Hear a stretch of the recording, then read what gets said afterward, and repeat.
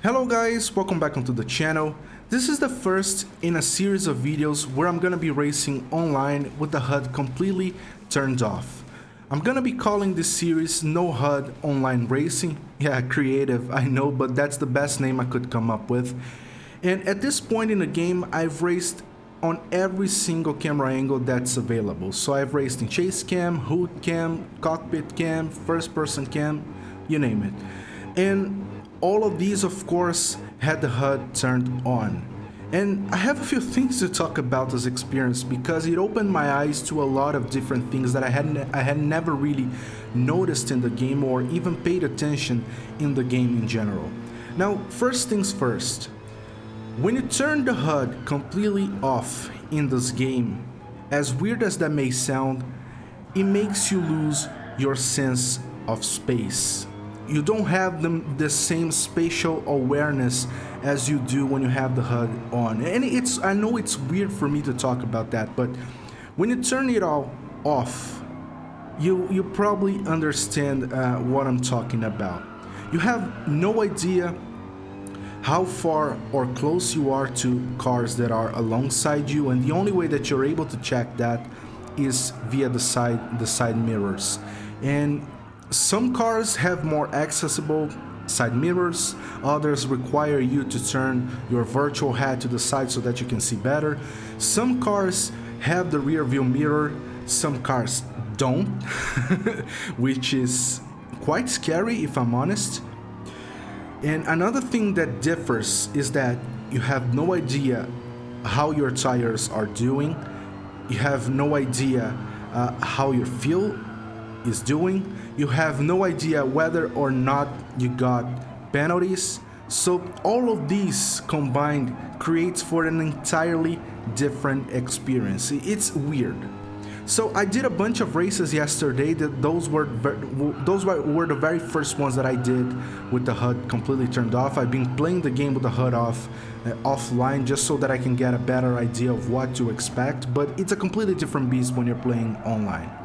And as you can see on this video, up to this point, I messed up quite a bit. Like I squeezed other cars, I bumped them, and these are stuff that I could very easily avoid if I were racing, at least with the HUD on, because you have the radar, you have an idea of how far or how close you are to the cars. And I'm driving the Mercedes AMG, which offers a rear view mirror and offers pretty good visibility when it comes to how you see things on the outside from the cockpit view. And it was tricky, man. And the thing is, despite these difficulties, despite of these shortcomings, I had a blast playing the game like this, and I think I'm gonna stick to that. I'm playing on a different account, of course, because there's another goal to the series. So my plan with the series is start from the very bottom, and I did, and see if I can climb my way up to SS level. Keep in mind that even on my main account, playing with camera angles and HUD and with the HUD turned on, even in my main account, I have never managed to get SS. So that's gonna be a real challenge for me. Whether or not I'm gonna be able to accomplish that remains to be seen. But to me, what matters the most is the journey, is the enjoyment that I've been getting out of this. And Gran Turismo Sport is the very first game where I feel compelled to play it on cockpit view. I'm more of a chase cam kind of guy, but Gran Turismo Sport has such a beautiful cockpit view, such an immersive cockpit view that it's awesome. So for this very first race, not bad. I qualified in third. I finished in third. No changes at all to my finishing position in comparison to my qualifying. Actually, no, I'm wrong. I qualified in fourth and I finished third. So yeah. But then again, that's nothing to write home about because I'm playing at the very bottom levels, at the very bottom skill. And on my main account, I think I'm BS, if I'm not mistaken. In this case, I think I'm DE or something like that. So yeah, there's gonna be SS players in these lobbies because I don't think there are a whole lot of people sitting at the very bottom of the skill tree. But for the most part, a lot of people are less skilled than I currently am. So that's not gonna be a huge deal for me. So the first race was nice, and all of these races are gonna take place in the Nürburgring GP because that's the current track for the daily race B of this week, and you can drive all sorts of GR3 cars. So yeah, I'm driving the Mercedes AMG GT3, which is one of my favorite cars in this class, and as you can see, the cars dive bombs me, and I had no idea of telling that unless I'm paying attention to the rear view mirror, which I most definitely wasn't, because I was more concerned about not squeezing other cars off the track. And at this point, I can tell whether there's a car beside me or if I squeezed them off the track. Apparently I didn't, and that's what I mean by losing spatial awareness. When you have the radar on, or even if you have the map, you have at least some idea of where you are in the track. But when you have the HUD completely turned off, you lose all of that. You have no idea when you have penalties. And as you can see, I slowed down. That was my very first penalty with the HUD off, which was a surprise. I wasn't expecting my car to slow down, but yeah, when this happens, it throws you off. So you always need to be on your toes and really be prepared to downshift really quickly if you need to slow down, if the game slows you down when you're in a penalty zone. And that's part of the challenge, is figuring out how far you're pushing, how far you have to figure out whether you pushed too much and whether that incurred a penalty or not. Like for example, in this case, I tried to go to the side, but again, I didn't have a really good idea of how far to the left I had to push my car in order to avoid the yellow car in front of me, and I ended up bump drafting him. And that's the thing. Another thing that's really difficult when you play with the HUD off is knowing exactly when to brake.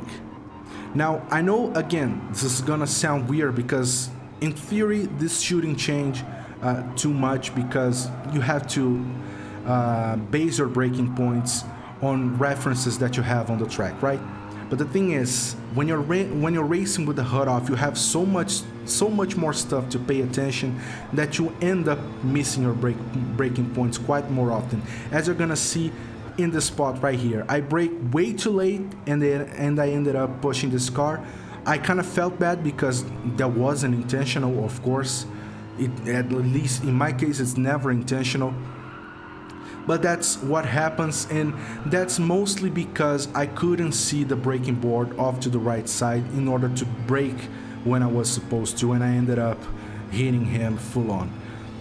And that's another thing the cockpit view kind of makes you struggle a little bit with. It's the whole visibility thing.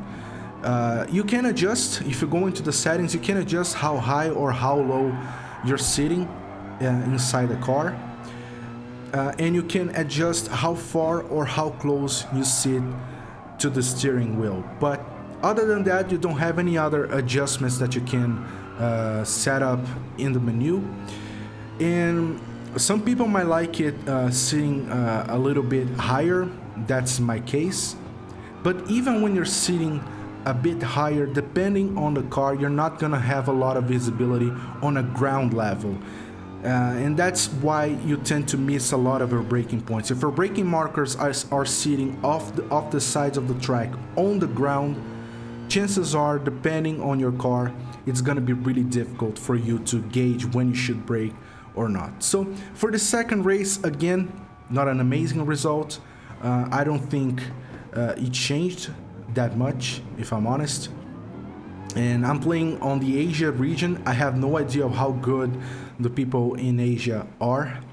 I know that in the Americas there are some pretty good people, but in general I don't know how good they are in Asia. So that was a race that I started in 4th place, finished in 4th place, so nothing changed here. So we're gonna go at it again, and this time I managed to qualify in 3rd.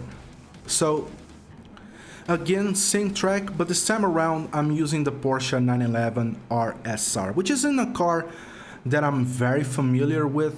I mean, I've driven it a couple times, but not enough to be aware of some of its weaknesses or strengths. I'm more familiar with the AMG GT3. That's a car that I drive a lot more often than the Porsche.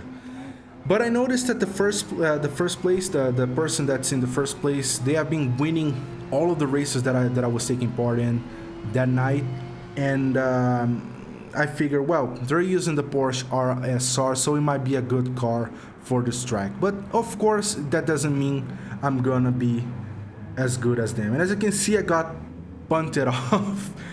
No ceremonies. And again, I couldn't see that coming. That's one of the scariest things about driving in with no HUD view. And you don't know when certain things are coming. You may have the rear view mirror available like I do, like an electronic here. But even still, you're not fully paying attention as to what's going on behind you, because most part of the time you're actually too concerned about your surroundings, so you don't hit other people, you don't mess with other people. So there's a little bit of contact up ahead between the Ford GT and the Nissan GTR that's gonna cause a little bit of trouble. And I take, again, judging by the replay judging by the replay view, I can see why some people might go, well, that was completely dirty. And I agree. I'm not trying to,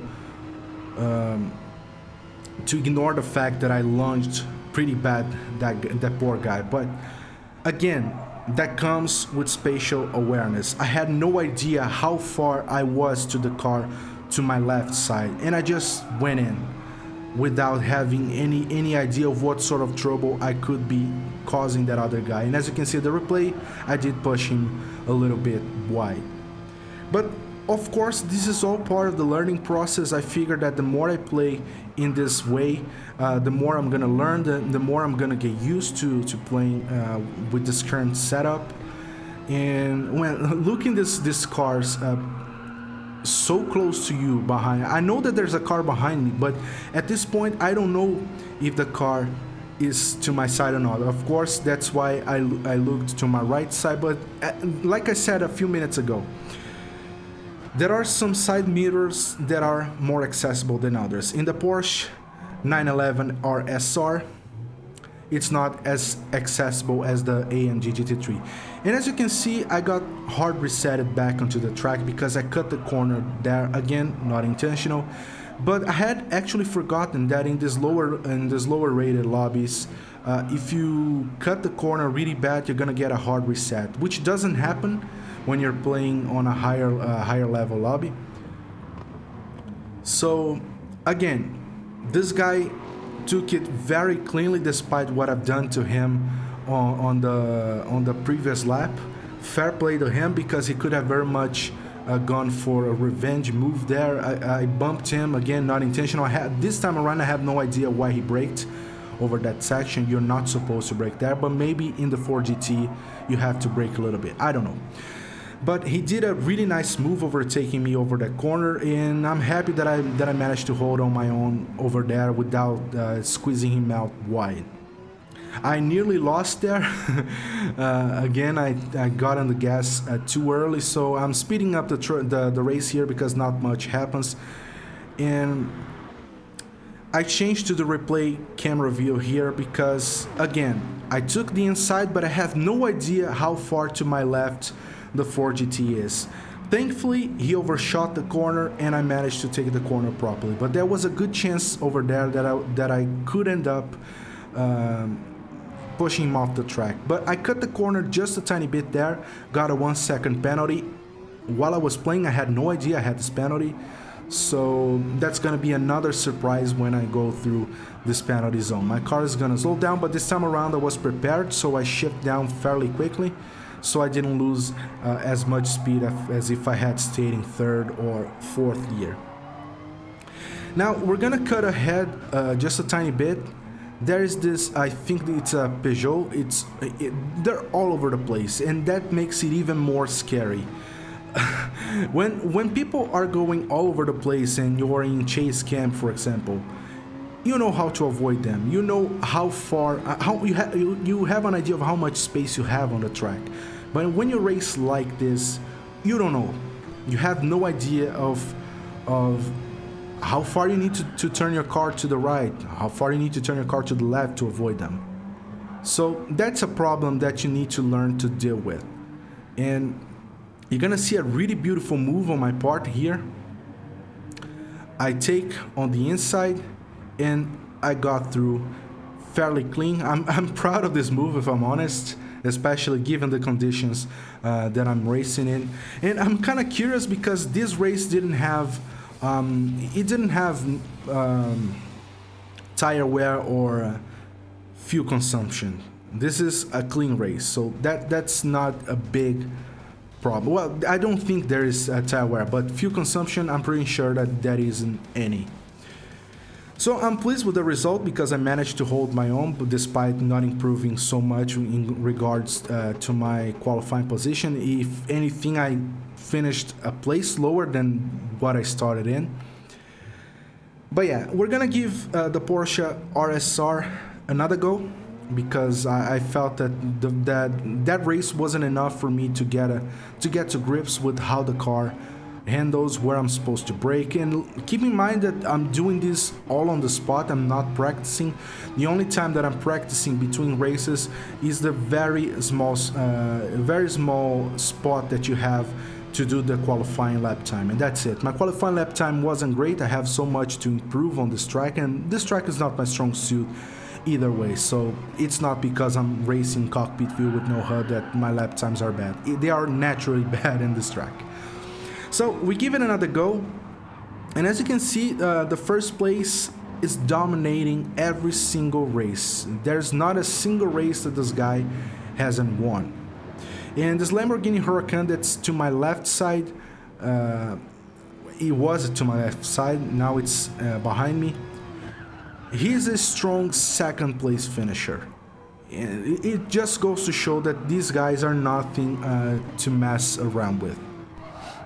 Now, as you can see, I just said that, but the reason why I'm saying that is that this first place, there was some banter with this first place with, well, pretty much everybody else. He was talking, he was smack talking with the guy in the Huracan that's behind me. I'm not gonna say the stuff that he said to him because I think it's so wrong, but I can't help but think it was funny. And when this Japanese leading the race joined the lobby, he was kind of rude to him, and I kind of think it threw him off because he was rude to this Japanese driver in first place, because I'm pretty sure he thought it was an easy win. I thought he was gonna be able to keep dominating the races. As you can see, I bump him over there, not intentional. I had a little bit of lag because I'm playing from Brazil on the Asia region, so that's something that also factors in. But this guy thought it was a sure thing, and when the Japanese started took the first place and started leading by a wide margin like he is right now, I think it threw him off because now he's in third place, and for some reason I'm managing to keep up with him, which is something that I didn't manage to do in any of the previous races. So it only goes to show that racing is half skill and have psychological stability. If you get thrown off, it's gonna affect your driving. You're not gonna be driving as well as when you're in a comfortable position. And I think this shows. This third place was dominating the other races, but for some reason he's sitting right in front of me. Now I don't know if I have a penalty here, but yeah, I don't, thankfully. And I really could do without those surprise lowdowns. He kind of squeezed me a little bit over that, not his intention, because I think he lost a little bit of the back and his car fishtailed just a tiny bit, just enough to clip me a little bit. That nothing major, didn't mess me up, so it's all good. So skipping ahead a bit. Now, there is this looming presence of the Huracan behind me, and I know that this car behind me is faster than me. There's no way around it. And I'm not trying to block him off, despite I know that there are times that it feels like I'm trying to block him off. I'm not, because I know he's faster. So he takes up the inside, I don't fight it, I just let him through, because there's no point in fighting someone that's actually way faster than you are. You're just losing each other time. He goes through with fairly ease, and that's gonna be a 5th place finish. For a moment there, I thought I was gonna be able to take a 1st place, because he messes a little bit this corner. He fishtails a little bit. I thought he was gonna spin around, but he managed to keep his car under control and keep his 4th place. So I'm happy with the result. Again, I'm not expecting much from these races. This is all new to me. I'm still learning how to race in these conditions, and that's part of the learning process. And once I get acclimated to how the car handles, how much spatial awareness I need to have, when, especially compared when you have the HUD on. When I learned how to properly manage my race, then I'm gonna start worrying about going for wins and stuff like that. But anyways, guys, that's been it. I hope you enjoyed it. There's lots more to come. If you did like, hit the like button, subscribe to the channel for more GT Sport content, and I hope to see you guys on the next one. Bye.